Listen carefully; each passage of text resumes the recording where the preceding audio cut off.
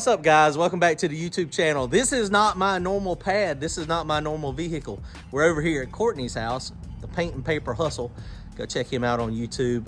He's been helping us at the racetrack a lot. He's been building this Comet and got it running last year and had a couple issues. Follow him on his channel. You can go back through all the issues that he had, and he's almost ready for fire up today.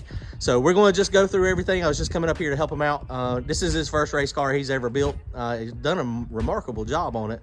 It looks really good, really nice piece. He's going to be doing some no prep racing with us this year. It's always better when you got 2 or 3 sets of eyes when you're doing an initial fire up. So that's what we're going to do today. And then he's going to be taking it off to TKM here soon. Check it out, guys. Go to Paint and Paper Hustle to see more content on this Comet. But we're going to get fire in the hole today. All right, Courtney, what you think? It's looking good, man. I'm liking it. I'm liking it. I'm scared. You're scared? You're a little nervous. Is your little heart beating to death over there right now? I can't financially afford anything to go wrong, period. If something goes wrong, I'm done for like a year.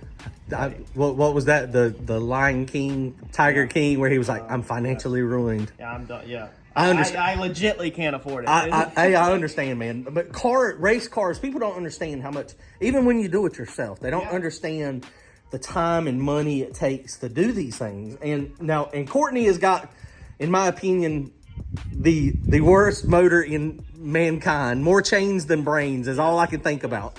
But he loves the Coyote stuff. He loves the mod motor style. And so they're fine. They make tremendous power, tremendous amounts of horsepower. But there's a lot of moving parts to it. There's a lot that can go wrong. Now, I have not messed with mod motors a bunch. So I'm just here for technical expertise. If I hear it about to sling one of those chains off, maybe we can stop it before it slings off. Yes. It's going to be a learning curve for John. Right. And then he's going to fall in love with it. And then he's going to end up doing a Coyote swing. I'll tell you, man, honestly, the Coyote stuff It's starting to take off. I give them a hard time, but man, they make good power. Look at TKM. I mean, they make a tremendous amount of power. Todd Spears, one of the fastest no prep guys, I thought he had a Hemi. It's a mod motor. Yeah. It's a Coyote motor, like legit. I had no idea. I mean, MMR has been around forever. They've been making 2,000, 3,000 horsepower with them. And actually, so MMR, in the Coyote world, MMR, is the Dollar General. Oh, now, no doubt, really? You're actually clowned on for wearing like MMR shirt, having what? MMR gear. Yeah, it's crazy because the industry, I think, has already surpassed it. So MMR was the world leaders initially, and now they've kind of fallen back because other people have picked up. They're starting to take off. So it's like almost back when people first started LS swapping. Right. Somebody had to get on the front side of the bandwagon or the curve, and I feel like the first Coyote, what was it in 2011, I think.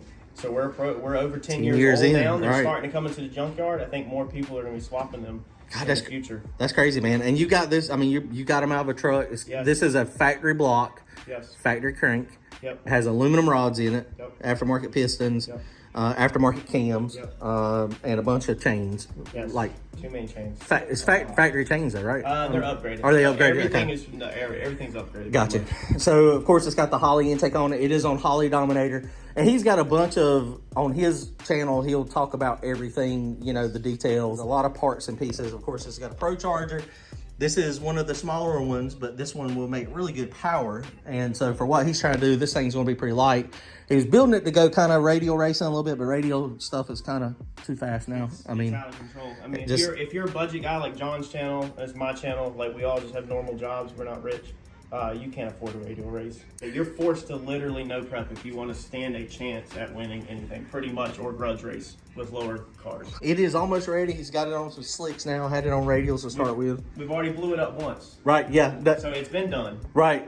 Yeah. Well, yeah. That's true. And that was the end of last year. And essentially, what had happened was, and this is a mistake that happens from time to time. He'll go over it all on his channel. The oil lines were hooked up backwards on here, but the whole problem is this sensor down here is where he was grabbing oil pressure from the filter housing. And so it was pumping oil into here. And so it was reading pressure. And so everything seemed like it was hunky-dory, but it actually was not. It had no flow. Well, that's what I was going to say. Some filters have check valves so they cannot flow backwards. Other filters do not. I don't know which ones are what. But anyway, so we're past all that. So what we're going to do today, we were just figuring out.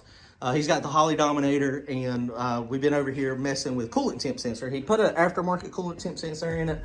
We're having a problem finding the ohms for that. So once we get that done, we'll be fine, but that's not the biggest issue. A mod motor, the coolant temp sensor is actually a head temp sensor. And so it's actually not in the coolant passage at all. So basically what we had to do, this is the ohm one, we're trying to get both of them working. But basically what you have to do is, it's pretty easy. When you go to the normal sensor, it says coolant temp sensor, and you got a bunch of options. And so if you have the modular one, you have to hit forward CTS and not one of these other ones. If you have the liquid or any of that other stuff, it's not gonna work. So basically we click that, and then when we clicked it to send it, now we have head temperature. It's a little confusing because it reads as CTS, coolant temp sensor, but that's actually head temperature. Okay, so we're good now. So he's already nut and bolted this thing. He's already went through it. We just looked through everything. He's already turned the motor over. It's got oil pressure when it's turning over. With no plugs, no spark, nothing in it. So we're going to crank this thing, and it's on the E85. No, right now it's actually on X85L. Okay, so X8, but that's an E85 version. It's a race E85. Okay, race E85. So, and the tune, it was on the dyno, so this thing should fire right up. Kevin has done that. We're not modifying any of that stuff unless we need to. You know, E85 is similar to methanol. Of course, it's more difficult to start. Although it's warming up out here today. I mean, it's probably 58, 60 degrees. Yeah. So I think we'll be fine. It should fire right up. And then we're going to let it run the game plan. We'll crank it up, let it run for maybe 30 seconds. And then we're going to snatch the valve covers off of it just to make sure we got good oil flow up to the top of the motor. And then we'll start messing with the idle tune, which we shouldn't have any issues there. It should crank up and idle and be no issues at all. So let's do that real fast. Go check them out, the Paint and Paper Hustle. This car will be hopefully racing with us in the next month or so. Really just a matter of plugging those in because it's coil on plug. Yeah, and then I've got the one under the dash plug just for safety, but I'll plug all that back in. Okay. All right, so here we go. One of the things for first fire up too, guys, always make sure you know where the fire extinguishers are. Sometimes they pop, sometimes they spit. You don't ever expect anything to go wrong, but sometimes things do. So just make sure you got a couple fire extinguishers handy so that if anything happens, you can quickly extinguish it. So one of the things we're going to do too real fast when Courtney gets in there, since we just put everything back in here, we're going to do a TPS auto set. One of the things we're doing TPS auto sets is I see a lot of people, they sit in the car and do it from in the car. You go from idle here to wide open throttle. You want to do it out here at the throttle body. And the reason why is because your linkage, your cable, there's a lot of things from here to there. We want to know that, what the actual throttle position is of this. So using the pedal sometimes messes you up. So TPS auto set, super easy. You got to be online and live. And then basically you just go in here, this little sync arrow, TPS auto set. Say okay. TPS auto set. And you start, and then basically all you do is come up here to the throttle body, and you have to do it in one smooth motion 2 times. And then that gets it so that it reads the voltage. It was successful. So now we know we're gonna get him to hop in the car and press it to the floor to make sure that TPS is actually going where we want to. Of course, he's not gonna crank it yet. Ready? Yeah.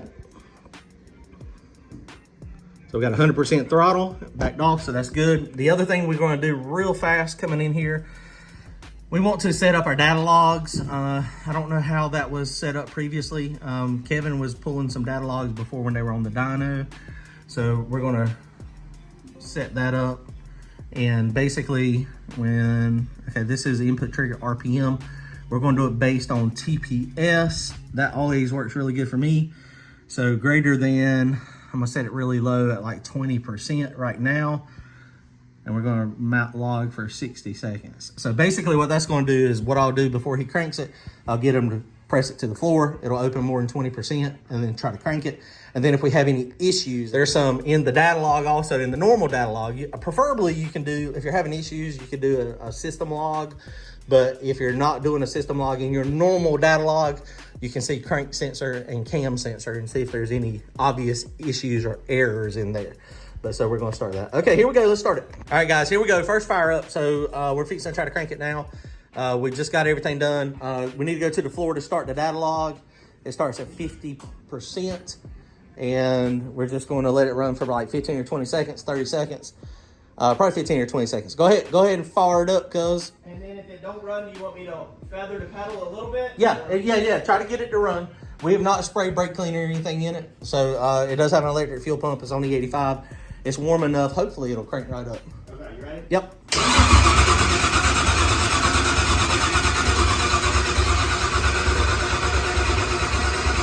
Hold on. Okay, we didn't have but 10 pounds of fuel pressure. Is the, I can keep the second one on. Okay, yeah, click, it ain't got but 10 pounds of fuel pressure. Click the second. Okay, go ahead and try to crank it.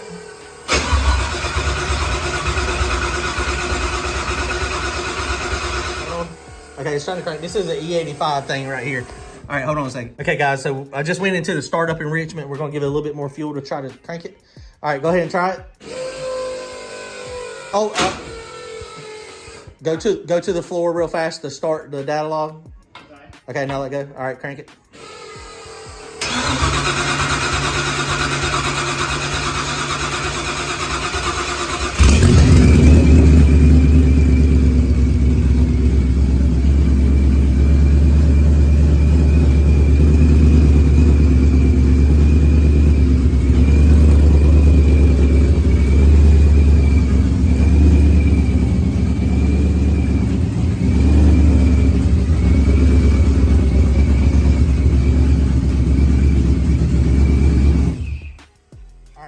So we got a data log for that, so we'll look at the data log. So it's got good oil pressure. It's got 80 pounds of oil pressure.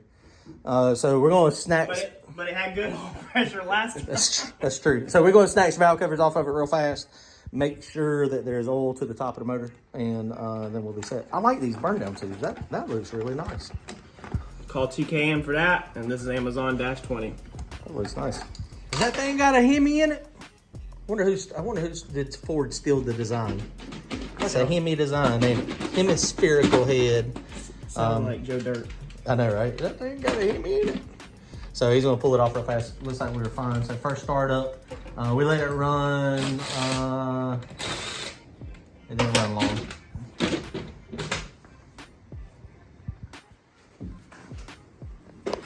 And I see oil to the top of the motor. So you see there's oil on all these fancy gears. Wow, that is pretty interesting looking in there, ain't it?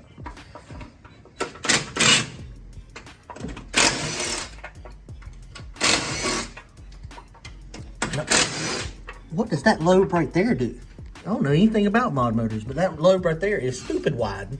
Nothing. So Sammy, when he was, after it locked up, I'm pretty sure I haven't done nothing. They put pliers, channel locks between here, and was turning it over with channel locks. I wonder, like, from the factory, what does it do? It's got like two, is there anything from the factory there?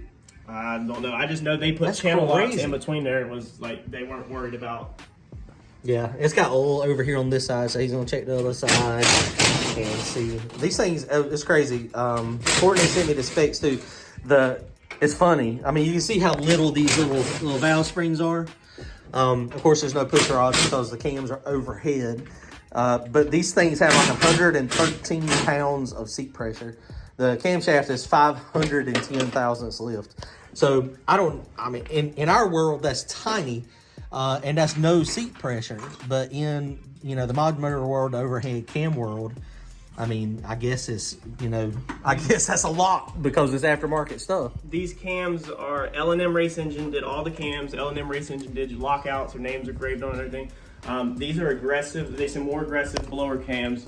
So you get more of the aggressive chop as you're used to, even though the mod motors are very hard to make that chop. Right. But he said that, that he spec'd these out to be blower cams and really sound really good. It is crazy how, just how little they are. But if you think about it too, though, I mean, you got two intake valves and two exhaust valves. So you probably don't need an 800-inch lift, and you don't need a lot of valve spring because you've got double the valves. I mean, I know the valves are smaller, but overall they probably flow more. I bet the cylinder head flow is massive. Okay, so he's gonna pull it off on that side.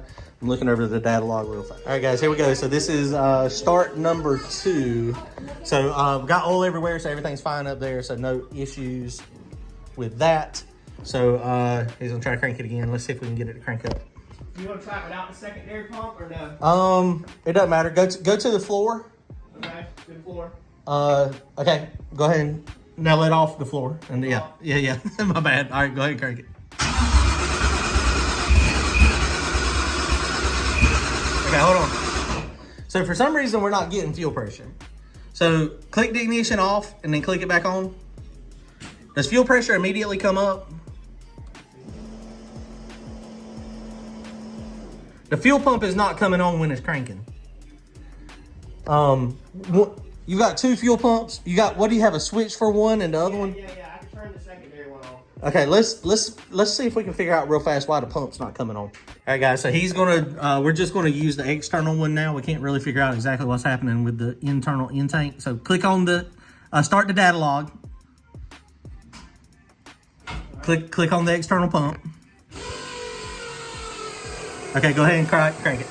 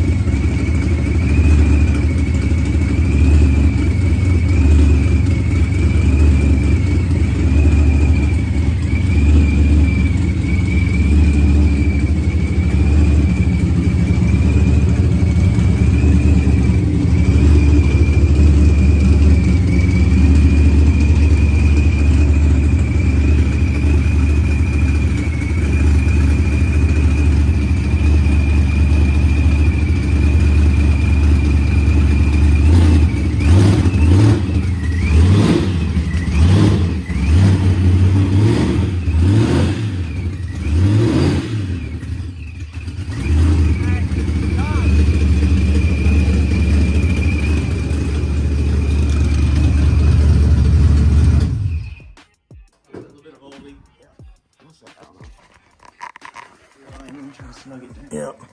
Okay, well, it seems like it's running good. So one of the problems we're having here is the oxygen sensor is really close to the end of the pipe there.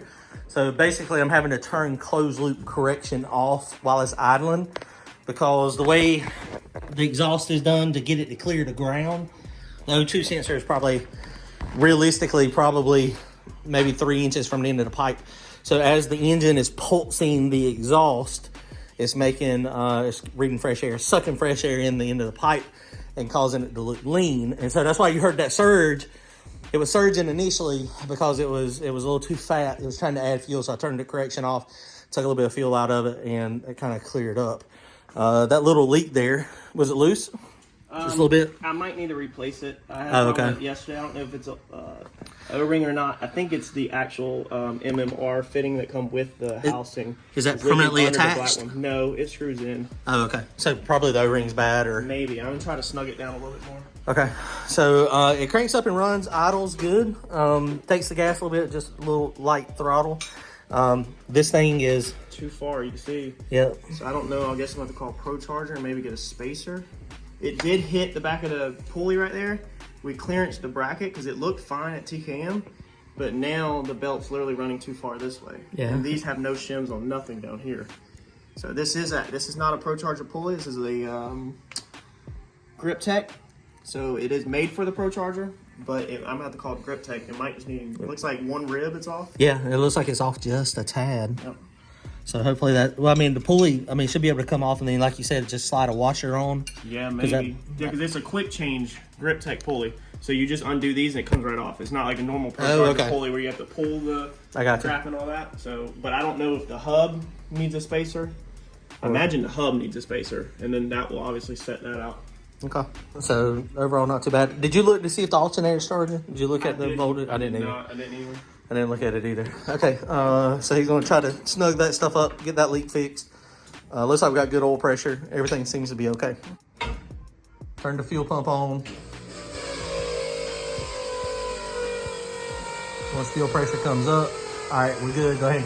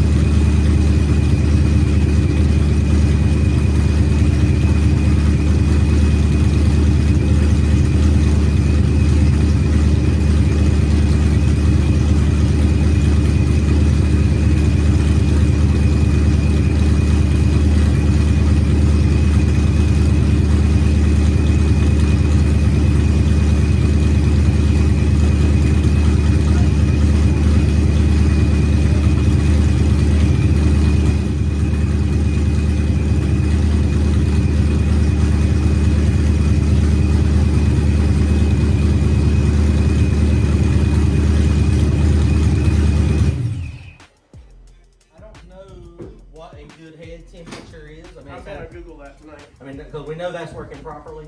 Do you have an infrared gun? Yes. So, I insulate compared to what's inside there. probably so. How's it going? Sound good to you? It's rattling the picture box. That's what I was gonna say. Is it rattling everything? HOA racing.